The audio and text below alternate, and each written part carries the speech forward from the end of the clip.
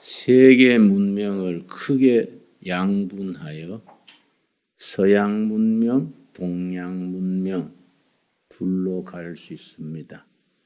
지금 세계가 하나로 나아가니까 앞으로 세월이 지나면 동양, 서양 구분도 점차 약해져 가겠지요. 서양 문명을 지탱해 온 세 가지 주류가 있습니다. 첫째는 그리스,希腊의 논리와 철학. 둘째는 로마의 법과 질서. 셋째는 히브리 예언자들의 사랑과 정의. 세 가지가 서양 문명을 이끌어온 3대 주류라 합니다.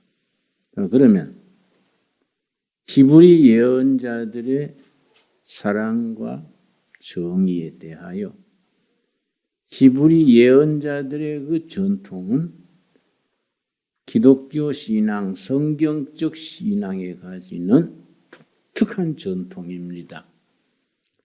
세계 3,000여 가지 종교가 있습니다. 그 종교 중에 성경적 신앙, 히브리 예언자들의 사랑과 정의의 전통을 지닌 종교는 성경 신앙이 유일합니다. 그래서 히브리 예언자들의 그 전통, 사랑과 정의의 전통은 기독교 신앙, 성경적 신앙에 가지는 자랑입니다. 그런데 예언자 전통에는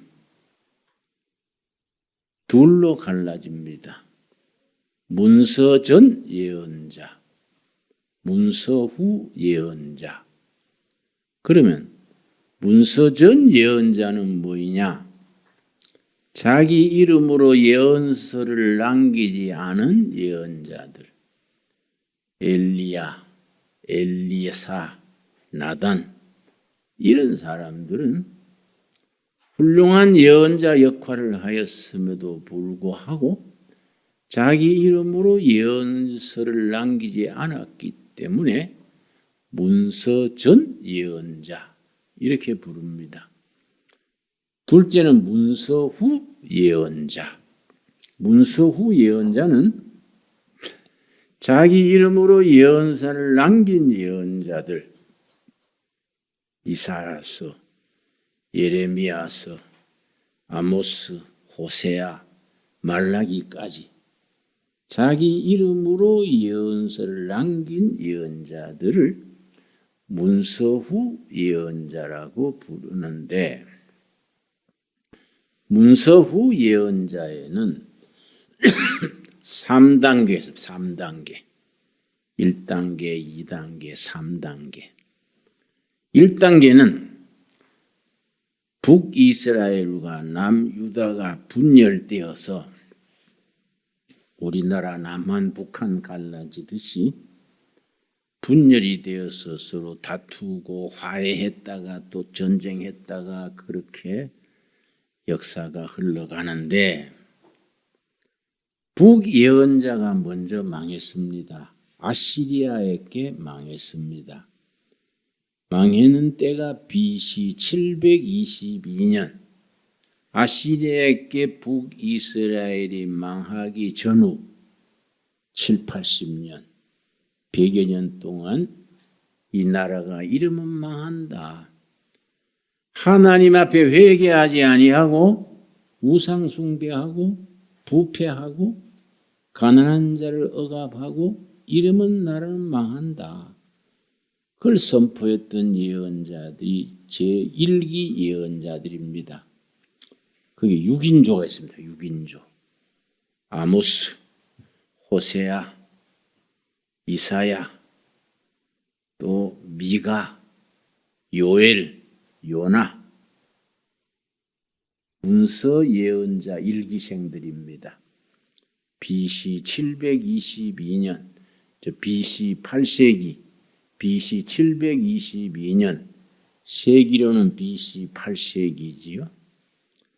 북이스라엘이 아시리아에 멸망하기 전후에 활약했던 예언자들입니다. 그런데 이스라엘 역사에 나라가 순탄하고 평화 시에는 제사장들이 큰 역할을 하고, 난세, 나라가 아주 어렵고 힘들 때에는 예언자들이 활약을 했습니다. 평화 시에는 제사장, 난세에는 예언자. 그리고 왕은 하나님의 뜻을 받들어서 하나님의 정치를 실현하는 하나님이 세우신 왕들입니다. 다윗 왕, 히스기야 왕, 이런 호세아 이런 왕들이 있지요. 이런 왕들을 일컬어서 신학 용어로 메시아닉 파리틱스, 메시아적인 사명감을 가지고 정치하는 왕들을 메시아적인 왕들이라 그럽니다. 그러니까 이제 왕이 있고, 제사장들은 백성들의 뜻을 대변해서 하나님께 백성들의 사정을 아뢰고 제사 올리고, 예언자들은 반대지요. 하나님의 뜻을 백성들에게 선포하는 겁니다. 하나님의 대변자가 예언자고 백성들의 대변자가 제사장이고, 정치를 통해서 하나님의 뜻을 이루어 나가는 분들이 왕이지요.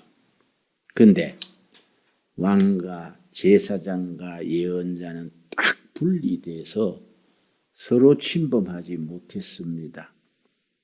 그래서 왕이면서 제사 지냈다가 아주 망한 왕이 사울 왕입니다. 블레셋 군대가 쳐들어오는데 먼저 제물을 잡아서 제사를 지내고 전쟁에 나가야 되는데, 그때 제사장 겸 예언자가 사무엘이요. 사무엘이 오고 있는데 이 사울 왕이 조급해져 가지고 왕이면서 제사까지 지낸 겁니다. 그때 하나님께서 너는 안 돼. 넌 자격 없어. 그래서 사울이 몰락하는 시작이지요. 그런데 왕, 예언자, 제사장이 후에 가서 한 사람에게 역할이 모입니다. 그게 누구겠습니까? 메시아 그리스도. 왕이시고 예언자시고 제사장이신 예수 그리스도지요. 그런데 그 1대 예언자, 문서 제1대 예언자 6인조 말씀드렸지요. 2대 예언자들은 남유다가 망하기 전후 BC 587년, 이번에는 바벨론에게 망했는데 그때 활약했던 예언자들이 제2기 예언자, 대표적인 사람이 예레미야지요. 제3기는 바벨론 포로로 끌려가서 포로 생활에서 하나님의 뜻을 대변한 예언자들, 다니엘, 말라기, 이런 예언자들이지요. 에스겔 제3기지요. 자, 오늘 본문 이사야서는 문서 제1기 예언자지요. 호세야, 아모스, 미가, 이사야, 요나, 요엘 6인조라 했는데 그 6명의 예언의 그 메시지를 한 사람이 딱 정리해서 발표한 것이 미가서 6장 6절에서 8절입니다.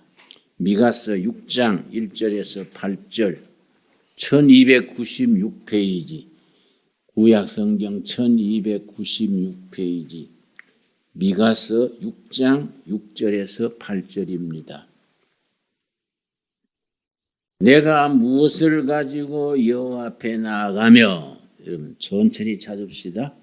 내가 너무 빨리 읽는 것 같지요? 미가서 6장 6절 1296페이지, 미가서 이런 부분은 성경 뒤편에 있기 때문에 평소에 잘 안 찾아서 성도님들이 잘 찾지 못합니다. 미가서 그러는데 뭐 창세기부터 뒤지니까 뭐 미가서까지 오자면 한참 걸리지요.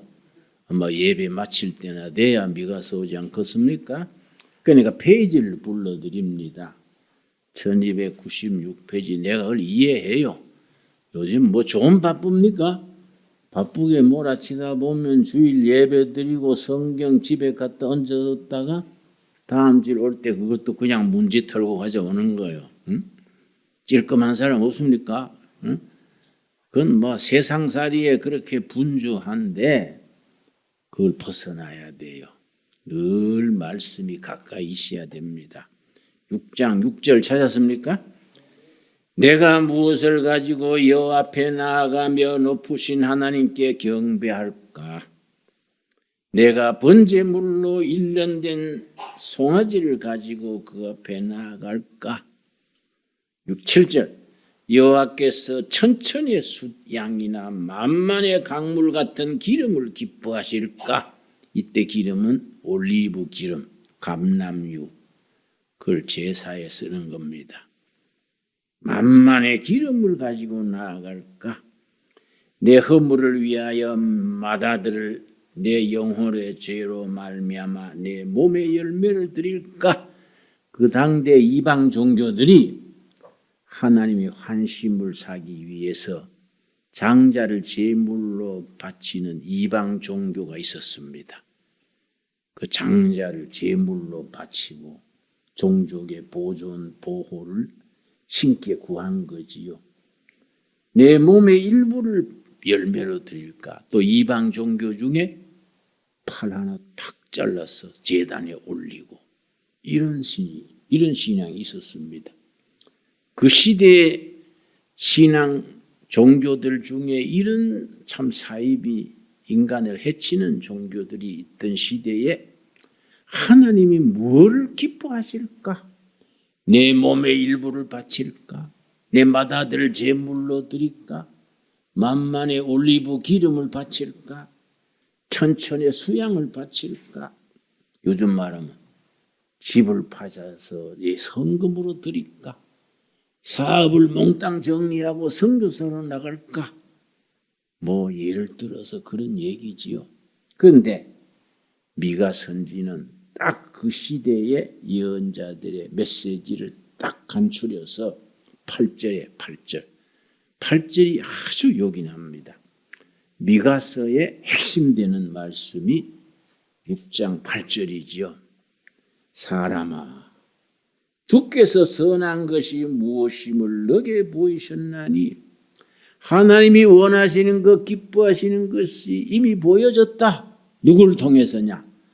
예언자들을 통해서 이미 선포되었다. 그래서 그 시대의 예언자들 몇 인조라고요? 6인조를 딱 추려서 정리해서 선포하는 겁니다.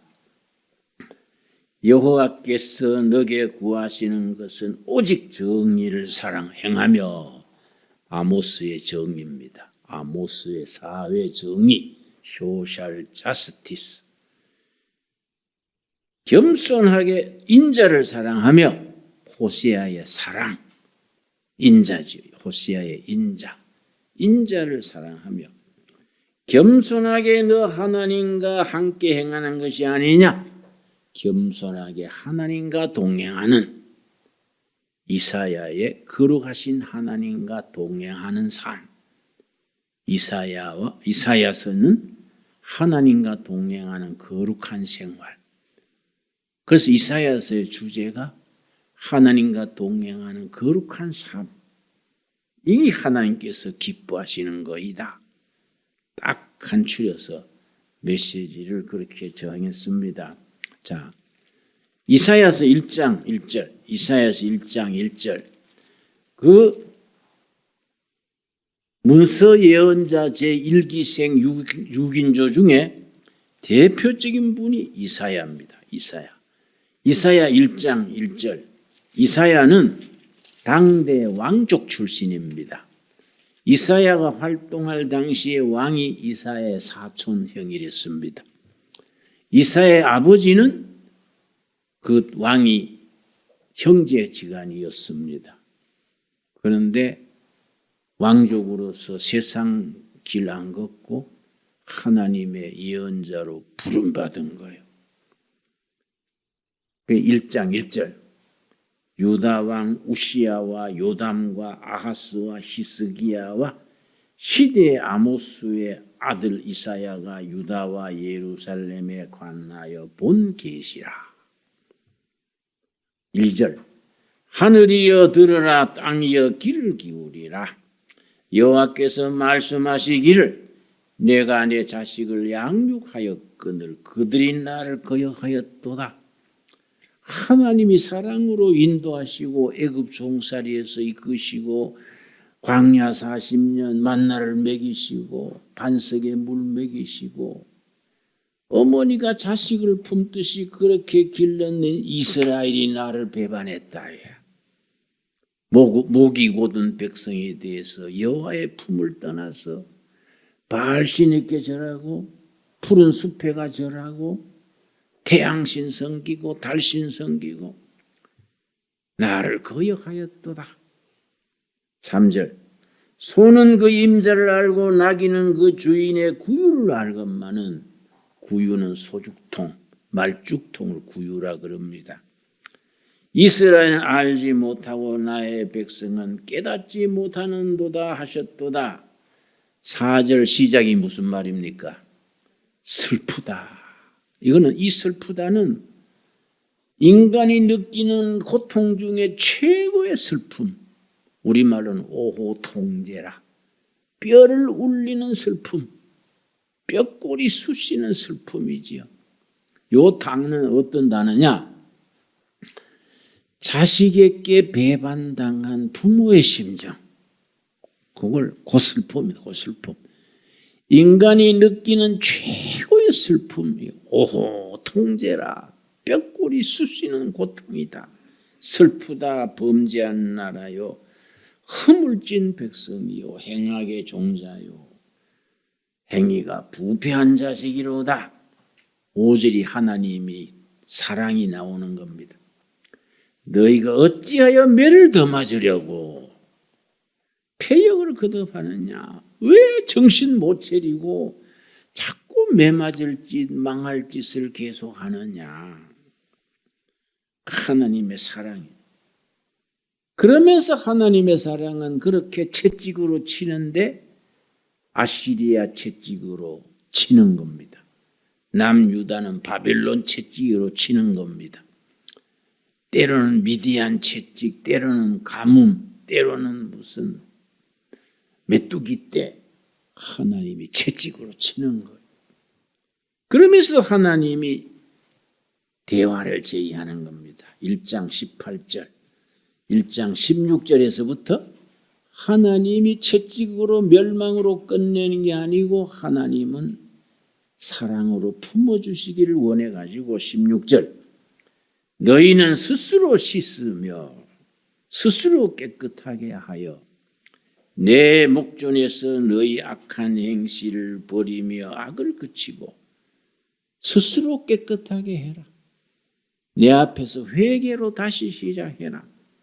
그러고 18절이 하나님이 제안하는 게 제안. 길을 열어주시는 겁니다. 18절이 중요하지요. 여호와께서 말씀하시되 오라 우리가 서로 변론하자. 변론하자는 대화하자. 대화. 너희 죄가 아무리 쌓이고 쌓여도 대화하면은 길이 있다. 기적이 일어난다. 18절이 아주 중요합니다.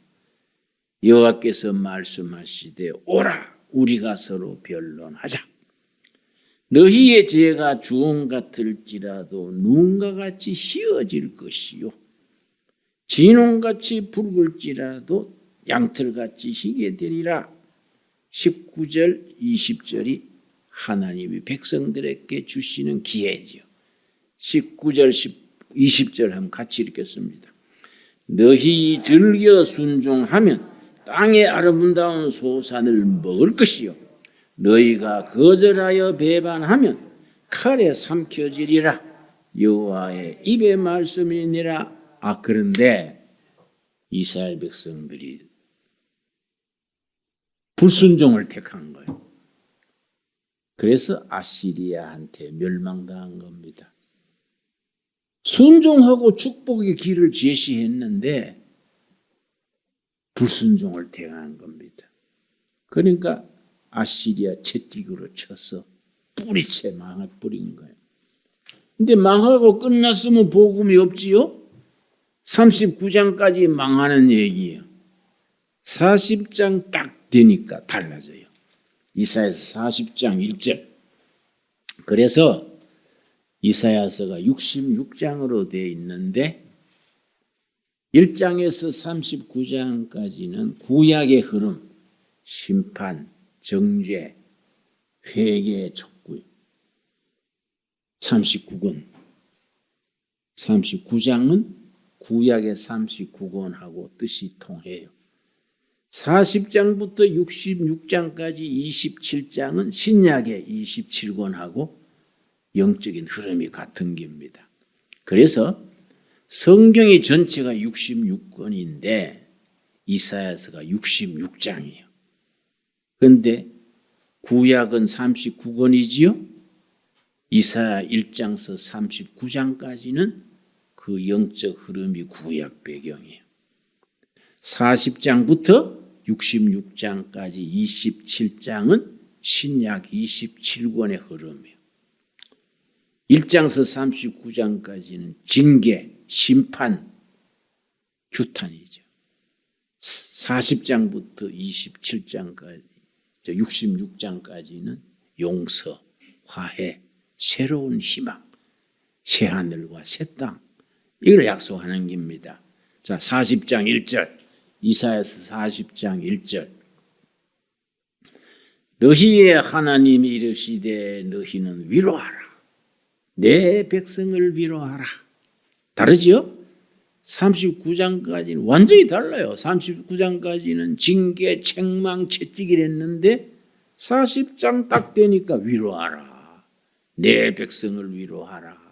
그래서 성경학자들이 잘못 보는 게 있습니다. 이사야서 1장서 39장까지 전편과 40장에서 66장까지 후편은 저자가 다르다. 워낙 내용이 다르기 때문에. 나는 그렇게 생각 안 해요. 같은 저자인데 메시지가 다르다. 괜히 신학자들이 머리 빠지도록 공부하다가 햇소리 하는 거다. 응? 공부를 너무 많이 하면 안 좋아요. 응? 적당히 해야 되지. 응? 자, 40장 되니까 딱 달라져. 너희의 하나님 이르시되 너희는 위로하라. 내 백성을 위로하라. 위로하라가 히브리 말로 나하무. 나하무 암미는 백성이요. 내 백성. 위로하라 위로하라. 내 백성을 위로하라. 왜냐? 하나님이 용서하신다. 하나님이 구원의 길을 제시하신다. 위로하라. 내 백성을 위로하라. 그래서 이제 히브리어 성경에는 나하무 암미 위로하라. 내 백성을 위로하라. 2절 40장 2절. 너희는 예루살렘의 마음에 닿도록 말하며 그것에게 외치라.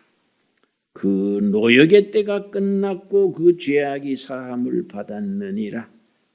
그의 모든 죄로 말미암아 여호와의 손에서 벌을 배나 받았느니라 할지니라 하시니라. 이제 내가 용서해 준다. 사함을 받았다. 징역살이 끝났다. 응? 사면. 내가 유신체제 말기에 박정희 유신체제 때 징역 갔는데 군사재판에서 15년을 받고 이제 교도소 생활하는데 어느 날 이 1970 몇 년인가 아침에 교도관이 와가지고 내 재수 번호가 73번이요. 73번 짐싸가 나오시오. 석방입니다. 그래가 안 믿어지는 거예요. 15년 받은 사람이 1년 반쪽 그 정도 살고 나간다는 게 안 믿어지지요. 근데 재수들은 자꾸 옮겨요. 내가 이제 4번째 수원 교도소 있을 때인데 에이 또 옮기는 모양인데 아직 2월달 추우니까 제주 교도소나 진주 교도소나 따신 대로 보내주시오. 그랬더니 교도관이 예 나가신 뒤에 하와이를 가든지 제주도를 가든지 알아서 가시오 이러더라고. 짐사가 나갔더니 아이고 그때 교인들이요 수원 교도소 정문 앞에 차 2대 대절해 와가 쫙 줄 서가지고 할렐루야 우리 목자 돌아오신다. 프랑카드를 써봤어. 내가 나가니까 막 할렐루야. 와, 그 참 감동이다 감동. 땅이 훌렁훌렁해요. 땅이 막 흔들리는 것 같아. 얼마나 감동했는지. 그 내가 땅바닥에 엎드려 입을 맞췄어. 흙바닥에. 감사합니다. 얼마나 감사하겠어. 그 이사야 40장이 너희 복역의 때가 지났다. 인자 축하해라. 기뻐해라. 위로해라. 그러니까 39장까지 하고 40장이 완전히 딴 세상이에요. 딴 세상. 하나님이 다 사면해줘. 사면. 그 내가 어찌 내보내냐 하니까 박정희 대통령 사면이래. 사면. 아이고 그래서 참 그전엔 내가 박식하면요 괜히 미워가 당신은 왜 박씨요? 박정희 미워가지고 내 앉았던 자리가 청와대 쪽이면 돌아 앉았어. 근데 사면 받고 나 이제 풀리더라고요. 박씨 봐도 뭐 당신 팔자지 뭐 당신 나쁜 건 아니야. 이사야 40장이 완전히 위로하라 위로하라 너희들의 형기가 끝났다. 이제 사면이다. 그러고서는 43장 18절 오늘의 본문이지. 오늘의 본문. 사면하시고 새 일을 행하시는 거지요. 새 일. 사면하신 뒤에 새 땅에서 새 역사를 이루게 하시는 겁니다. 18절 너희는 이전 일을 기억하지 말며 옛날 일을 생각하지 말아라. 옛날에 매이지 말아라. 새로운 미래를 바라봐라. 새 역사가 일어난다. 이전 일을 기억하지 말며 옛날 일을 생각하지 말아라. 여러분, 과거에 매이면은 신경쇠약 걸리고 우울증 걸립니다. 과거 상처에 매이면은 그기요 조울증 걸립니다. 과거를 십자가 밑에 다 털어버려야 돼. 그게 복음입니다. 복음. 이전의 과거의 상처도 아픔도 마음의 쓴뿌리도 다 십자가 밑에 내려놓고 내일을 바라봐라. 내일. 지난날은 십자가 밑에 다 벗어버려라. 아멘 하시지요? 자꾸 과거를 들먹거리는 것은 신앙적이 아닙니다. 예수님이 십자가에 우리 과거의 상처, 아픔, 부끄러운 거, 허물과 죄를 다 묻어버렸잖아요. 아멘 하지요? 그 예수님이 부활하심으로 우리에게 미래를 주는 게 미래. 성도들은 항상 미래를 바라보고 전진하는 겁니다. 자, 19절 보라. 명령문이요. 보라. 봐라. 두고 봐라. 내가 새 일을 행하리라. 너희들을 통해서 너희 마을을 통해서 너희 교회를 통해서 혹은 너희 가정을 통해서 내가 새로운 일을 행한다. 보라. 내가 새 일을 행하리라. 무슨 일이냐? 이제 나타낼 것이라. 너희가 그것을 알지 못하겠느냐? 반드시 내가 광야의 길을 사막의 강을 내리라. 이스라엘은 그 유다 사막 1년에 비가 200mm가 안 옵니다. 유다 사막은 한 1년에 80mm. 우리 비가 하루에 많이 올 때는 뭐 200mm, 300mm 오지 않습니까? 우리나라는 평균 비가 1500mm, 1600mm 옵니다. 거기는 유다 사막은 1년에 80mm, 100mm 고래 오는 비가 없는 곳인데 내가 그 사막에 강을 내겠다. 사막에 길을 내겠다. 선포지요, 선포. 왜 그러느냐? 하나님이 그렇게 하신 이유가 뭐냐? 21절이 하나님의 뜻이지요.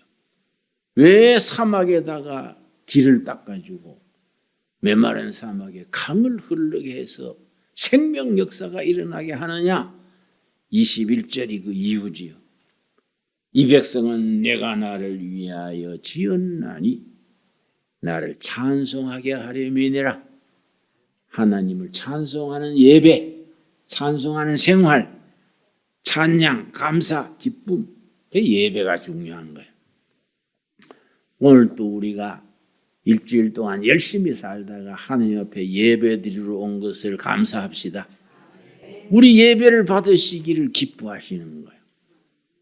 우리를 예배 드리는 사람으로 세우시기 위해서 메마른 사막에 길을 닦아주고 메마른 황무지에 강을 열게 하신다. 아, 멋있지요. 성경은요, 영감이 넘치는 거예요, 영감이. 응? 그 이스라엘 사람들은 이걸 실천해요, 사막에.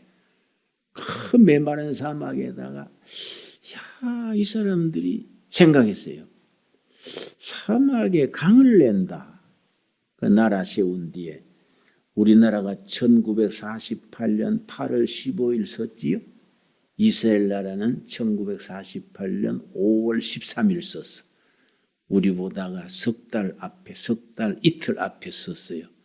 나라 세우고 나서 그 사막 땅 아닙니까? 야, 성경대로 해보자. 사막에 강을 내자. 어떻게 내냐? 갈릴리 호수 물을 400km를 수로로 끌어들였어. 끌어들여가지고서는 사막에 물을 떼가지고 오렌지를 심었어. 그 이스라엘 오렌지는 뭐 당도가 최고입니다. 내가 독일 갔더니 가게에 가서 과일을 사는데 값이 세 등급이요. 막 닦는 거 제일 싼 게 있고 중간 값이 스페인산이래. 스페인은 태양이 좋으니까 당도가 좋아요. 제3회 아주 비싸더라고. 이거는 왜 이렇게 비싸요? 했더니 메이드 인 이스라엘 사막에서 나온 거라요. 이스라엘 오렌지는 왜 그렇게 비싸요? 그랬더니 주인이 하나 먹어보라. 아따 먹어보니까 꿀인지 설탕인지 구분이 안 가. 완전히 태양빛에 막 그게 당도가 최고예요. 최고. 제일 비싸요. 그래서 사막에 농로를 내가지고 트럭터가 왔다 갔다 하고 사막에 갈릴리 호수 물을 끓여 들어가지고 물을 주고 내가 그래서 감탄을 했어. 그래서 그 기부주 홍보 책임자가 농림부 차관 출신이더라고요. 나하고 얘기하면서 무슨 농법으로 이렇게 했습니까? 그랬더니 토라 농법. 토라는 말씀이에요. 말씀. 토라 농법입니다. 나도 구약 성경 읽는데 그 사람들 토라는 구약이거든요. 이스라엘 사람들 유대교니까. 나도 성경 구약 읽는데 성경에 농법이 없는데요. 그랬더니 이사야 43장 18절에서 21절 보라 이거래. 영어로 이사를 아이자이어 그래. 아이자이어. 응? 우리 챕터 43장 18절부터 보라. 그 자리에 성경 꺼내서 읽었지. 자기들은 이 말씀을 농업에 적용했다. 응? 그래서 우리가 사막 땅에 농업을 부강하게 해서 식량 자립하고도 1년 수출이 400억 달러 수출하는 거예요. 우리는 이스라엘 비하면 너무너무 조건이 좋은 땅인데도 지난해 농축산물 수입이 350억 달러야 우리는. 그러니까 사고방식이 문제야, 사고방식. 우리는 개인이나 가정이나 나라나 성경적인 사고방식, 성경의 말씀을 우리 양식으로 삼아야 돼요. 보라, 내가 새 일을 행하리라. 광야의 길을 닦아주고 사막에 강을 내게 하리라. 아멘 합시다. 이 말씀이 우리에게 비전이 되고 도전이 되고 인도하시는 인도자가 돼야 돼요. 말씀으로 우리가 또 멋지게 살아가는 둘의 가족들 되기 바랍니다. 기도하겠습니다. 하나님 감사합니다. 이사야 선지가 사막 땅에서 받은 그 비전과 도전과 꿈, 위로하라 내 백성을 위로하라. 너희들의 형기가 끝나고 새로운 시대가 온다. 보라, 내가 새 일을 행하리라. 새 역사를 행하리라. 광야의 길을 사막에 강을 내게 하리라. 아멘. 우리에게 주시는 말씀으로 받게 하여 주시옵소서. 예수님 이름 받들어 기도드렸사옵나이다. 아멘.